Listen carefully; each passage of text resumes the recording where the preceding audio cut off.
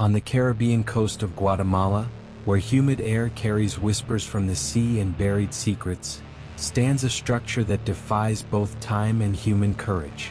The abandoned Hospital San Rafael in Puerto Barrios, deserted for over 4 decades, remains as a scar on the urban landscape, a monument to pain and mystery that even the most skeptical cannot completely ignore. The legend is always the same, told in smoky bars and whispered among fishermen at the dock. In their final moments before death, terminal patients reported a disturbing vision. A nurse in an impeccable white uniform walked through the corridors, but where her eyes should have been, there were only 2 deep, black holes. Those who saw her knew the end was near. There were no exceptions, no hope. What began as medical rumors soon became something greater. After the hospital's abrupt closure in 1983, the stories didn't cease. On the contrary, they multiplied. Local residents avoid passing by the structure after nightfall, and even the youngest, raised in the digital age, feel an inexplicable chill when contemplating its empty windows. It was this atmosphere of mystery that attracted a group of urban explorers from different countries, united by their passion for uncovering abandoned places and, perhaps more importantly, by the arrogance of believing that cameras and scientific equipment could dispel decades of collective terror.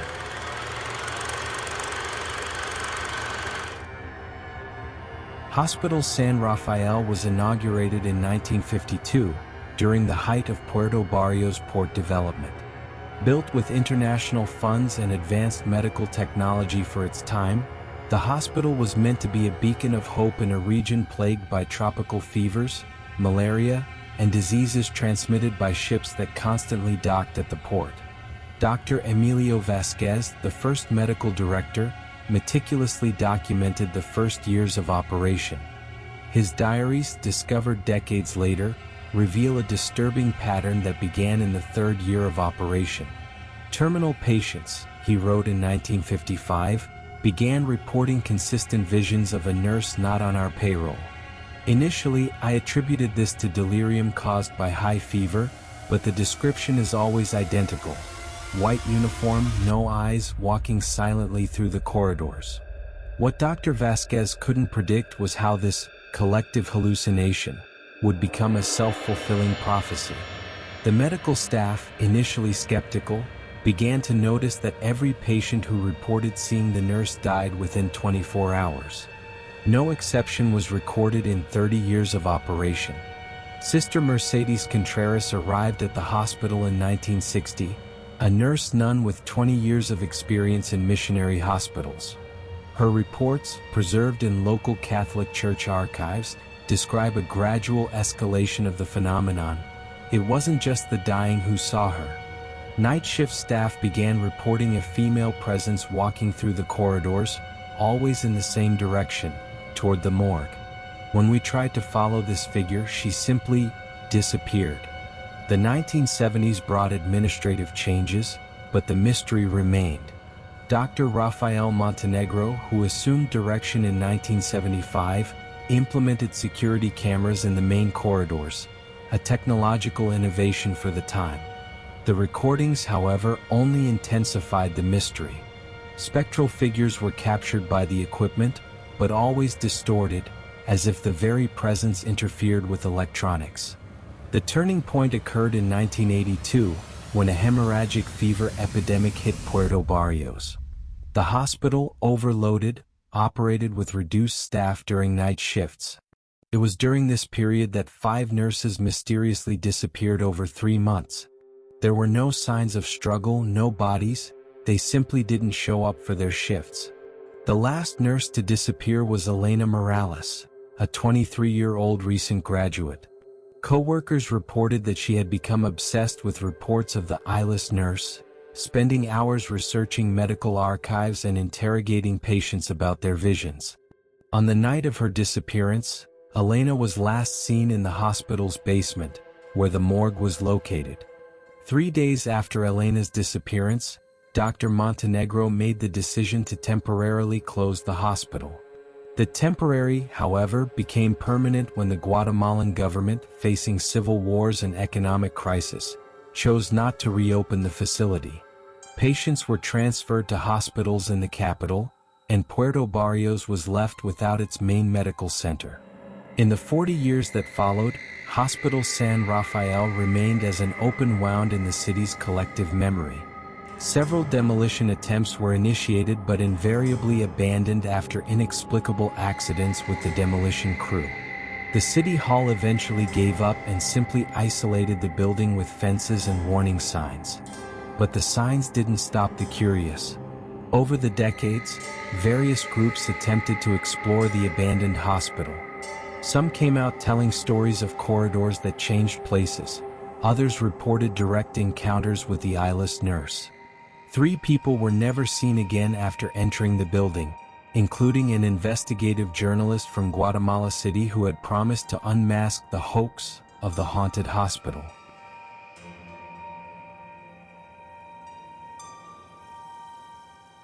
Marcus Chen was 28 years old and had a YouTube channel with 500,000 subscribers dedicated to urban exploration.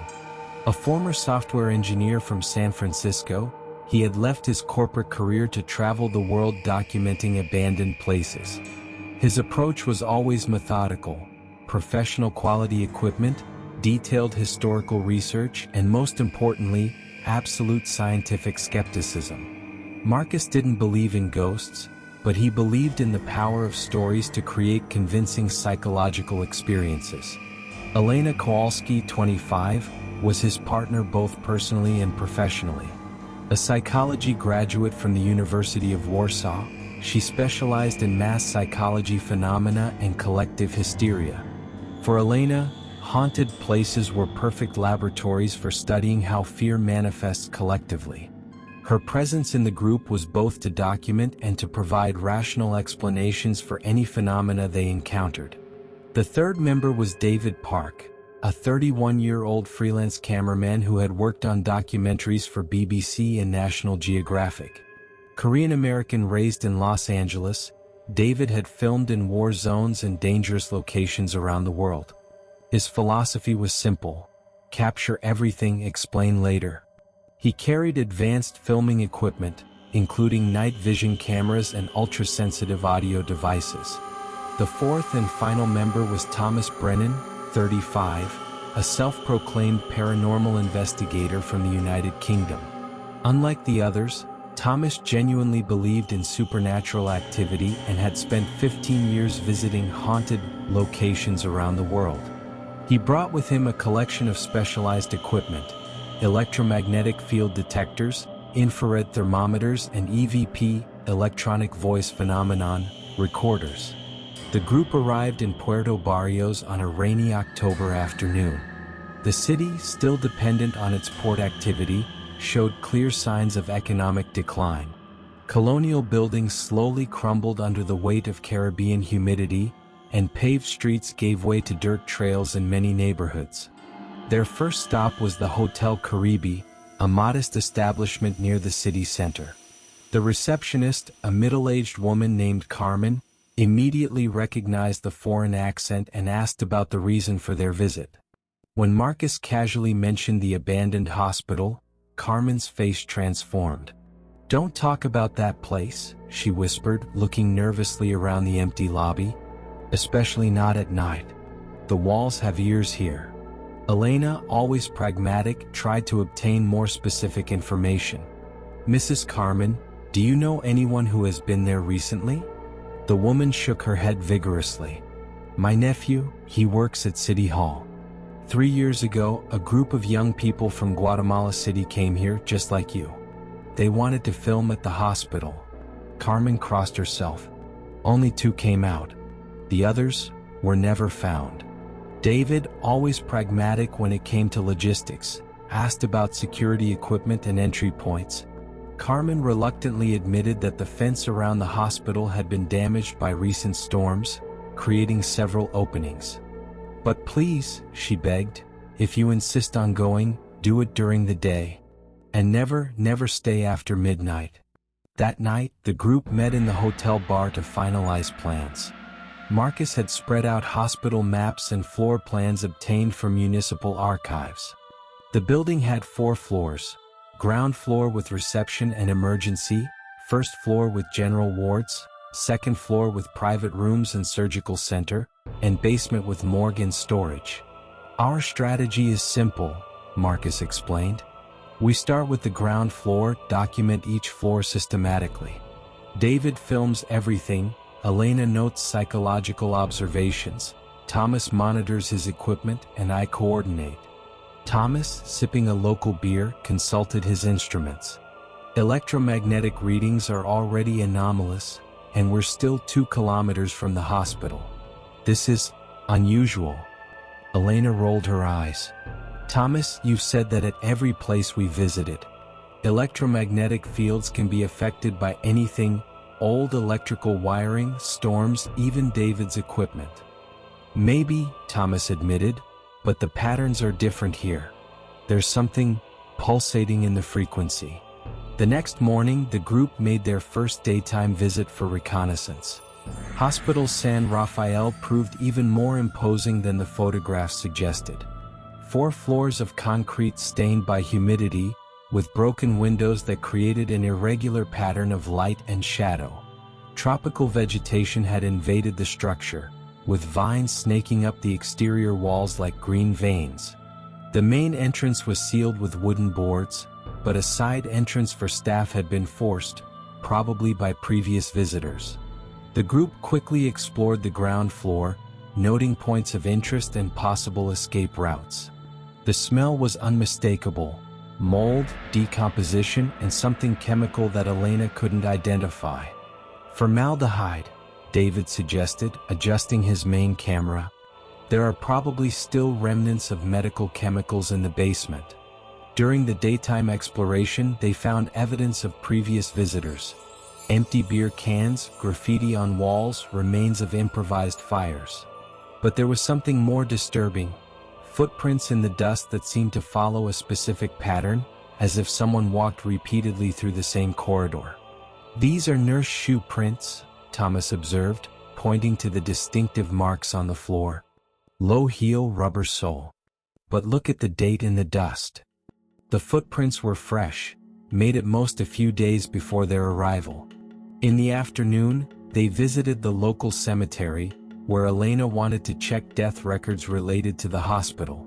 The gravedigger, an elderly man named Alejandro, confirmed the stories about disappearances, but added a disturbing detail. Sometimes in the morning I find fresh flowers on graves of people who died at the hospital.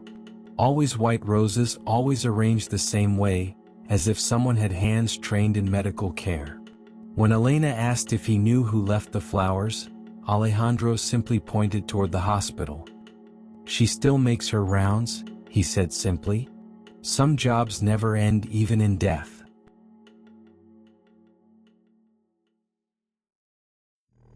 The first clear apparition completely changed the group's dynamic.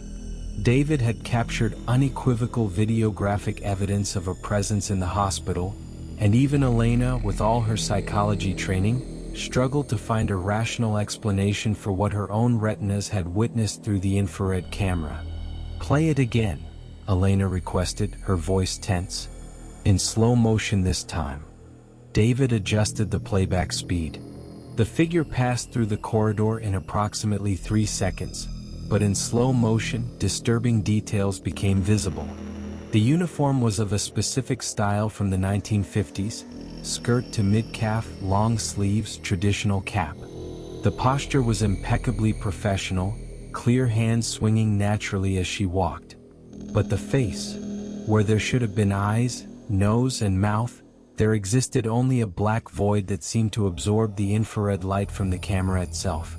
Thomas was practically vibrating with nervous excitement. All my equipment registered the passage.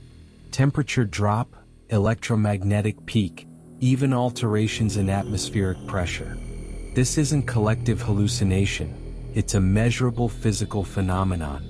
Marcus, struggling to maintain his scientific objectivity, proposed an alternative explanation. It could be a trick of light, reflections from our own flashlights creating an optical illusion. Or maybe someone is playing a prank on us, a local resident in costume. Costumed with technology that affects electronic equipment? Elena retorted. And explain how someone walks through solid walls? They decided to continue to the second floor, where the private rooms and surgical center were located. The stairway was narrow and the wooden steps groaned under weight, echoing through the silent building. As they climbed, Thomas reported constant changes in his instruments. "Activity is intensifying," he whispered. "It's as if our presence were awakening something." The second floor revealed a different organization than they expected based on the floor plans. Corridors that should have been straight curved inexplicably, and doors marked Surgery Room 1 led to patient rooms. Elena began to suspect that the 1970s renovations had been more extensive than records indicated. "It's as if someone had redesigned the building to be confusing," she observed. "There's no logic in the current distribution of spaces." David, filming constantly, began noticing irregularities in his recordings. "The camera is picking up movement in rooms we've already explored. As if someone were following us, always staying outside our direct field of vision." It was in the surgical center that they had their second direct encounter. The room had been partially preserved, with an operating table still in the center and surgical instruments arranged as if an operation were about to begin. Under the flashlight beams, the instruments gleamed with an impossible cleanliness for objects abandoned for decades. Elena approached the operating table and found something that made her heart race: an open medical chart with notes being made in real time.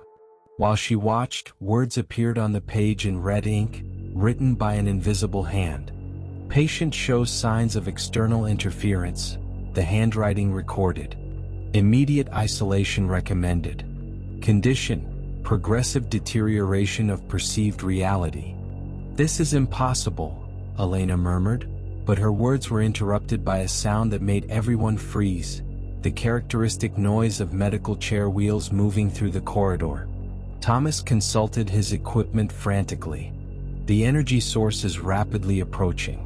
Temperature dropping, electromagnetic field intensifying. "She's coming here." David kept the camera focused on the surgical room door. On screen, they could see the corridor beyond the door, illuminated by infrared light. The sound of wheels approached, now accompanied by a softer noise, the rustle of fabric against fabric, like a nurse's uniform brushing against itself.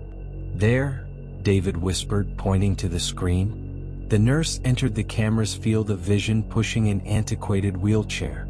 This time she was closer and horrifying details became visible. The uniform was impeccable, but there were dark stains on the sleeves that suggested old blood. The hands were pale and thin, with precise mechanical movements. But it was the face that created true terror. There wasn't simply an absence of eyes. There were deep, irregular cavities, as if the eyes had been violently removed. The mouth moved constantly, as if whispering instructions that no one could hear. The nurse stopped directly in front of the surgical room door. For a moment that seemed eternal, she remained motionless, as if observing the group through eyes that didn't exist. Then, slowly, she turned the wheelchair and began pushing it toward the basement. "Follow her," Thomas whispered urgently. "If we want to understand what's happening here, we need to discover where she's going." Marcus hesitated.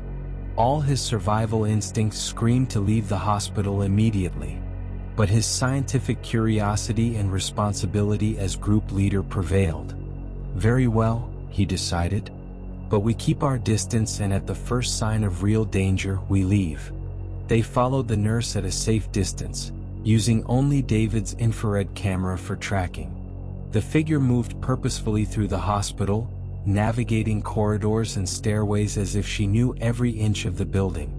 The ghostly procession led them to the basement, an area they hadn't explored during the daytime visit. The air was thicker here, loaded with chemical smells and something deeper, an odor that Elena recognized as decomposition, but different. Older, more concentrated. The basement was a labyrinth of narrow corridors connecting different functional areas: laundry, kitchen, storage, and at the back, the morgue. The walls were bare concrete, stained by decades of humidity and neglect. The nurse stopped in front of a double door marked "Morgue, Authorized Medical Personnel Only." For a moment, she remained motionless, her pale hands resting on the wheelchair back. Then, without using her hands, the doors opened slowly with a metallic creak that echoed through the basement. The morgue interior was surreally preserved. Unlike the rest of the hospital, this room seemed to have been frozen in time. Medical equipment gleamed under a cold light that had no visible source, and metal drawers lined the walls like soldiers in formation. The nurse pushed the wheelchair to the center of the room and, for the first time, turned directly toward where the group was hidden in the corridor. Even through the infrared camera, the intensity of her presence was palpable. She raised a pale hand and made a gesture that was unmistakably an invitation. "She wants us to enter," Thomas whispered, his equipment emitting chaotic signals. "Electromagnetic activity is off any scale I've ever recorded." Elena felt a strange compulsion, as if a silent voice were calling her name. "We need to go in," she said, surprising herself. "There's something she wants to show us." David, keeping the camera focused on the nurse, noticed something disturbing. She's no longer alone. There are other figures in the room, more nurses, all with the same facial problem. On the infrared screen, 5 female figures in white uniforms were positioned around the room. All had the same absence of eyes, the same professional posture, the same mechanical movements. It was as if the nursing staff from the 1950s had returned to complete unfinished work. Marcus made a decision that would change everything. "We go in together but maintain constant visual contact with each other. At the first sign that any of us is in danger, we all leave immediately." They entered the morgue as a cohesive unit. The air was freezing, at least 15 degrees colder than the corridor, and their breaths became visible. The spectral nurses remained motionless, like mannequins in a macabre medical museum. In the center of the room, the wheelchair had been positioned in front of a specific metal drawer, number 23. Elena approached the drawer and found an identification plate. "Elena Morales, nurse, missing, November 15, 1982. "The last nurse to disappear," Elena whispered, connecting the historical dots. "She never left the hospital." Thomas checked his equipment and discovered something extraordinary. Energy readings are concentrated in this specific drawer. It's as if... He paused, processing the implications. "It's as if something is being artificially preserved here." David filmed Elena slowly opening drawer 23. What they found inside completely redefined their understanding of the hospital's mystery. It wasn't a decomposing body, but something much more disturbing. A complete set of surgical instruments arranged with precision, surrounding a medical diary preserved in impossible conditions. Elena picked up the diary with trembling hands. The pages were in perfect condition, the ink clear and legible. It was Elena Morales' personal diary, and the final entries revealed a story of growing obsession and terrible discovery.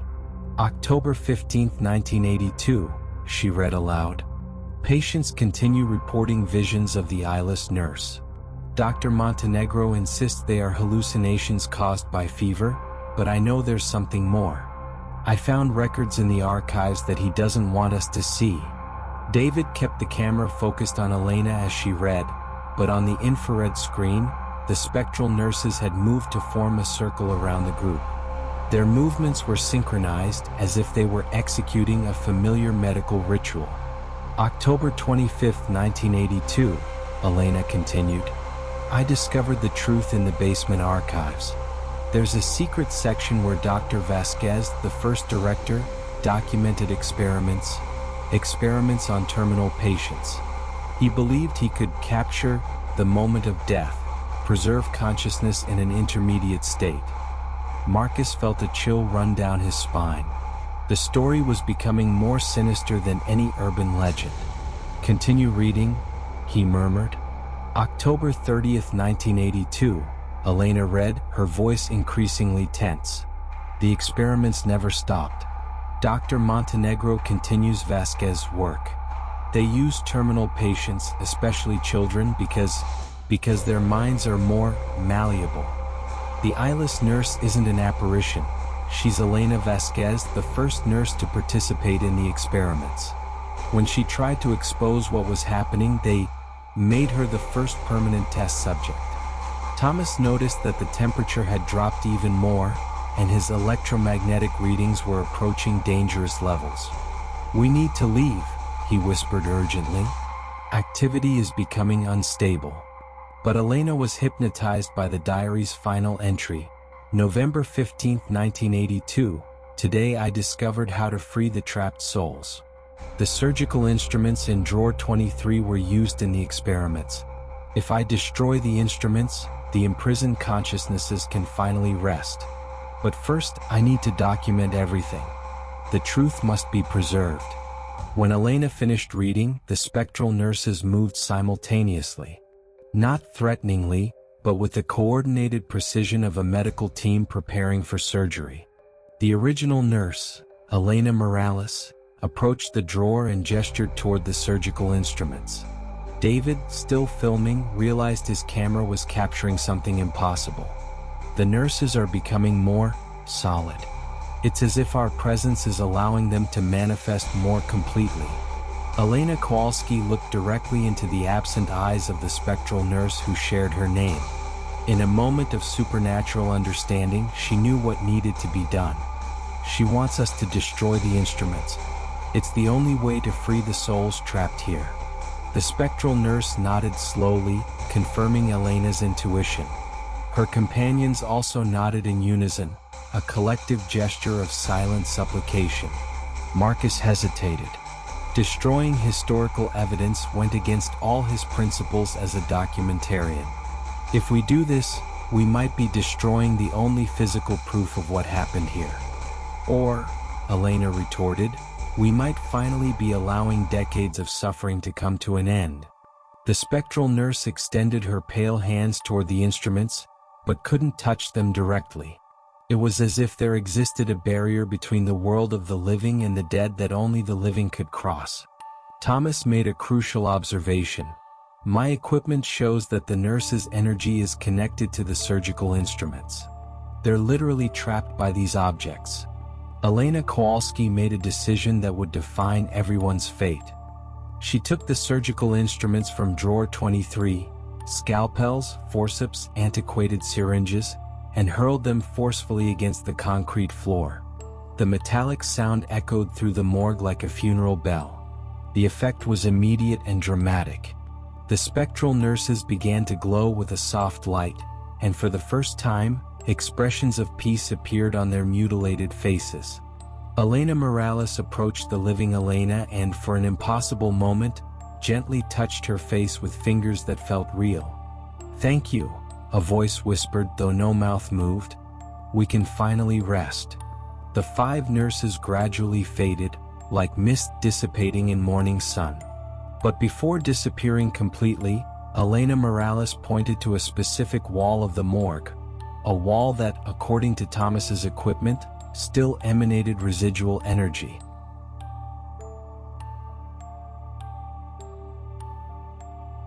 The wall Elena Morales had indicated proved to be false when Marcus examined it more closely.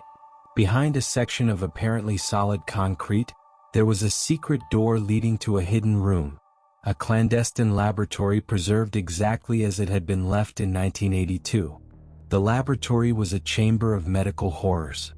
Modified electroshock equipment, operating tables with restraints for reluctant patients, and most disturbing of all, dozens of jars containing preserved brain tissue, each labeled with names and dates.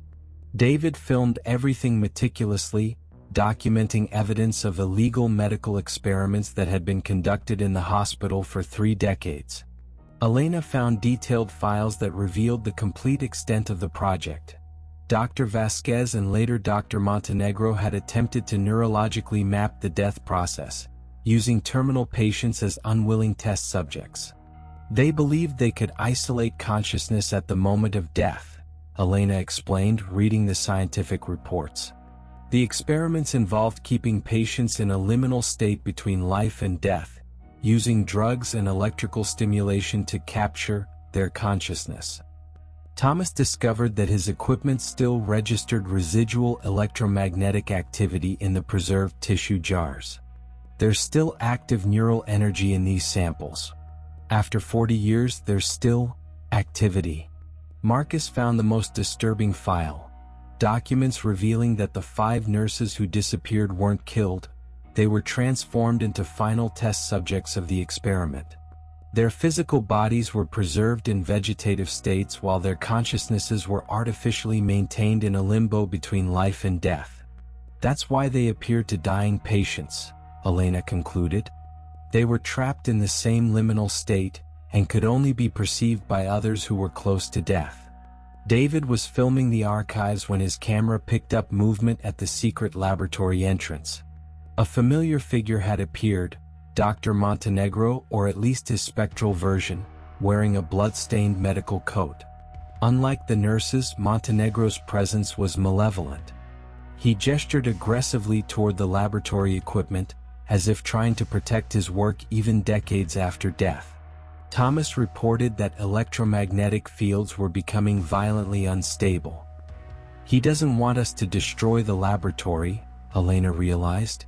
For him, this represents decades of scientific research. Montenegro's spectral figure began becoming more solid and threatening. Equipment in the laboratory began functioning spontaneously, electroshock machines emitting sparks, operating tables moving by themselves, brain tissue jars glowing with anomalous energy. Marcus made a quick decision. We need to destroy everything here. This place is the real source of the hospital's curse. They began systematically destroying the experimental equipment and preserved tissue jars. Each destruction was accompanied by more intense spectral manifestations. Montenegro trying to defend his laboratory, other shadowy figures, probably patients who died in the experiments, manifesting in agony. When Elena broke the last brain tissue jar, an explosion of electromagnetic energy swept through the laboratory. Thomas was thrown against the wall, his equipment was destroyed instantly, and all artificial lights went out.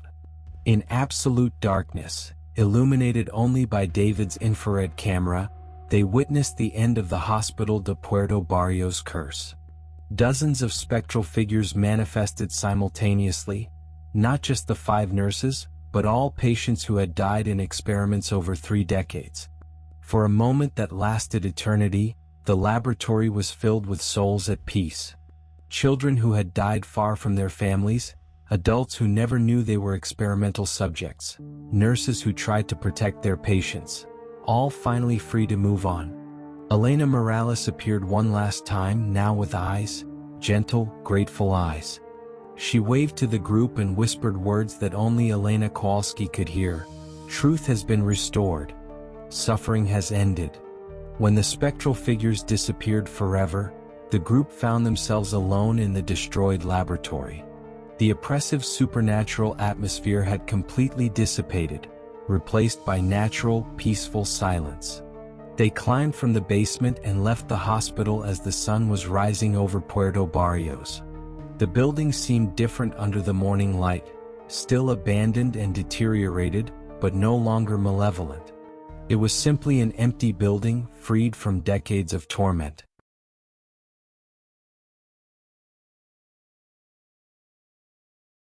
Three months after their investigation, Marcus published a 2-part documentary about the Hospital de Puerto Barrios.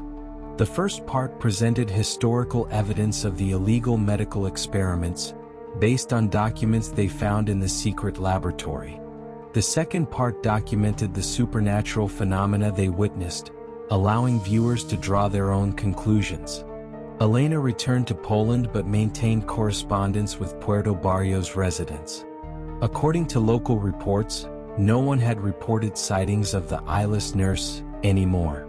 The local cemetery also no longer received mysterious flowers on the graves of hospital patients.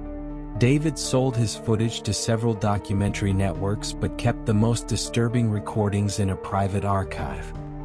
He admitted in subsequent interviews that the experience had fundamentally changed his perspective on the nature of reality. Thomas became a respected paranormal investigator, frequently consulted on cases involving haunted locations. He always insisted that most supernatural phenomena have scientific explanations, but not all. Hospital San Rafael de Puerto Barrios itself was finally demolished in 2024, 43 years after its closure.